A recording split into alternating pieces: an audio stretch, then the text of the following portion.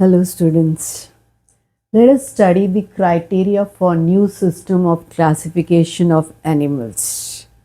Now, you have cellular grade of organization. You have cell tissue organization, tissue organ, but it is slowly developed. So, let's study cellular grade of organization. Now, this is seen in poriferans. Poriferans are all sponge. Now, here the cells are irregularly arranged. Now, there's a lining of cell. If you see cycon, there's a cavity. There's a mouth cavity which is oscula, and there are small pores which are known as ostia. It is cycon you find in seawater where the water is circulating continuously. It enters through minute pore ostia.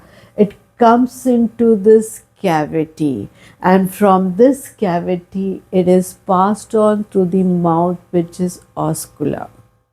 So this is how the circulation of water takes place, and along with the water comes the food, and food is taken by the digestive cells, and it is lined by collar cells which helps to maintain the circulation of water. It has got cilia which pushes the water in the direction from ostia to cavity and through oscula. So here the water is maintained. All the activities, all the functions are carried by those cells. There are different types of cells which helps in digestion, reproduction, excretion. So they are held. The cells are loosely held, but they are not organized into tissue. So we call it as cellular grade of organization, which we find in poriferans. There's skeleton also present, which is in form of spicules. There are amoebic cells which engulf the food. So all the functionings are carried by these cells in the cycle, in the poriferans, in the general. So they have cellular grade of organization. Now, as the evolution, as the animal goes higher, then there is cell tissue organization. So in cnidarians, you find cell tissue organization. Here the cells, they have organized to form the tissues. So here you can see the gonads, intestine, mouth, tentacles. They are not actual organs, they are just tissues. So here this is the example is jellyfish, hydra. All those organisms, they have cell tissue organization. Their cells, they organize to form tissues. Then as it goes more of evolution, tissue forms organ grade of organization. So in this platform planaria, you find tissue organization. Organs are formed, but they are not complete organs. So in platforms you don't find complete organs, but some organs are formed. So you have pharynx, gastrovascular cavity, mouth, and ganglion, that is the nervous tissue which forms. Now, as the organism, this is in general cell, from cell to tissue to organ. So as the organism grows upward, there is organ formation which takes place. Now there are other criteria for classification, that is, you see the body symmetry. Now humans, they can be divided exactly into two. If there's a line which passes through this axis, then the organism, we can be divided into two. Same way with cat, dog, all the organism which you see around.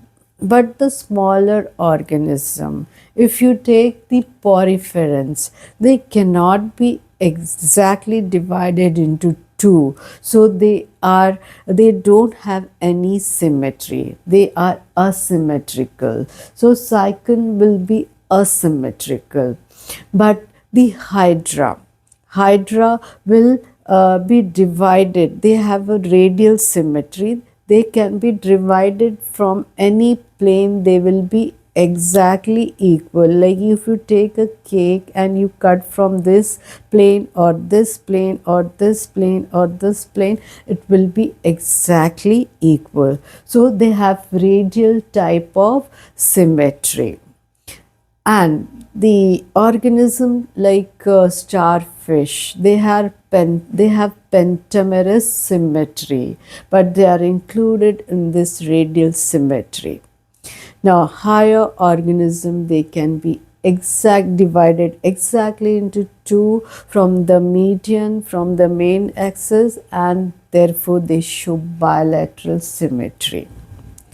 Now, the organism, they develop from the germ layers. Now, here the poriferans, they are loosely arranged, but as the organism grows, like cnidarians, they have two layers.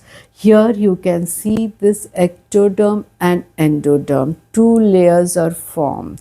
Even the humans or higher organism in the embryonic stage, they are just ball of cell, then they get arranged into two layers, then later three layers. So in cnidarians, they have two layers, ectoderm and endoderm, and in between there's a non-cellular layer.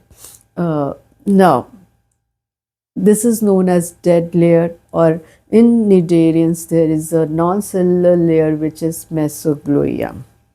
Now, as the organism advances further, there are three layers which are formed. In between the ectoderm and endoderm, there is a layer which is known as mesoderm. So here ectoderm, endoderm, non-cellular layer.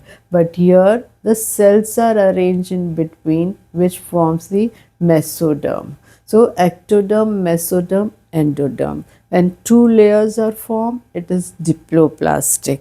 When three layers are formed, it is triploblastic. So this is the germ layer. Germ layer because it multiplies, it gives rise to various structure. So the animals can be classified based on the germ layer. Lower organism, they are diploblastic, that is cnidaria, and higher than this they are triploblastic. Three layers are formed. Now, body segmentation can also form a criteria for classification. Now, the earthworms, annelids, they have segmentation on the body. The body is divided into small similar units. Now, the lines are present, and you can say that from 1st to 8 to 25, or you can say which organs are arranged according to the lines. So segmentation can be the criteria for classification. It is present in annelids, and as the animal grows upward, there is no line outwardly present, but then there is organization of organs according to the length. Now, body cavity.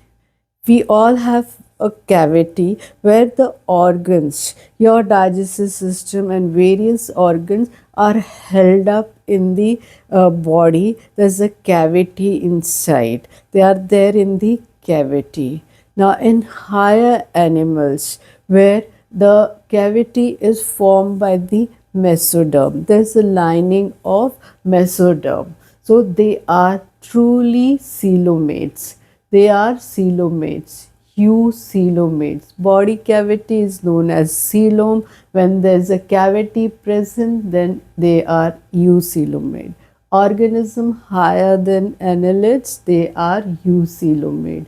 Here you can see this cavity coelom which is formed by ectoderm, endoderm and in between mesoderm. So when the cavity is formed by the lining of the mesoderm, the organisms, they are known as eucoelomates.